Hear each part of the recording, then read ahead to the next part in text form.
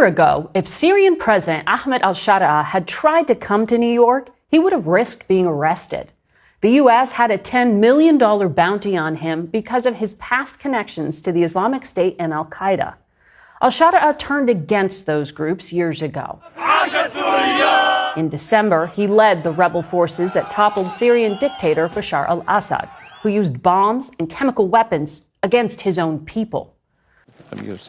Last week, I went to Syria and spoke with al-Shara for 60 minutes. He accused the Assad regime of destroying entire communities and displacing 14 million people. He said foreign investment is desperately needed to rebuild. In June, President Trump temporarily waived some economic sanctions to help Syria recover. But Congress, the UN, and European nations would have to permanently lift more sanctions to draw long-term investment.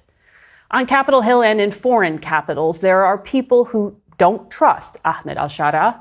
In New York, he hopes to reintroduce Syria to the world and perhaps spend more time with President Trump. Do you want to meet again with President Trump when you're standing on U.S. soil? President Trump took a big step towards Syria by lifting the sanctions with a quick, courageous, and historic decision. He recognized that Syria should be safe, stable, and unified. This is in the greatest interest for all countries of the world, not just Syria. I believe the answer is yes. We need to discuss a great many issues and mutual interests between Syria and the USA. We must restore relations in a good and direct way. Many of the officials that I spoke to about you describe you as a pragmatist. Other skeptics say that you change to meet what you need to be in that moment. And that's important to understand who you are and the direction you're taking Syria in. Are you saying that you are just a completely changed man? I don't entirely agree with the description of pragmatist, because in Arabic, it has some negative connotations.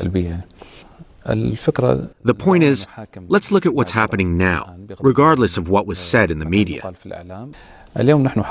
Today, we have really saved the people from the oppression that was being thrust on them by the criminal regime. And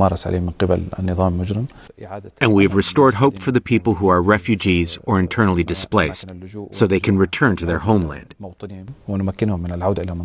We supported the people who were bombed with chemical weapons. We also confronted ISIS.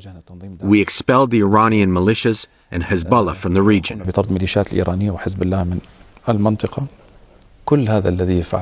All of these noble acts we took in Syria should have been the role of the international community. But the international community was unable to free a single prisoner or break the siege on a single town where people were starving to death. The international community failed to deter the regime from using chemical weapons. So I don't believe we should be standing accused at the defense table. But we should be the one asking others, why did you stand silent as these terrible crimes were taking place in Syria? You believe the world failed Syria, and now the world should help rebuild it? Of course. And I believe the world must not be complicit again in the killing of the Syrian people by slowing down or preventing the lifting of sanctions and preventing them from reconstructing their nation. Anybody who stands against the lifting of sanctions would be complicit in killing the Syrian people once again. More of my interview with President al-Shara will appear on the new season of 60 Minutes. ففي مستوى من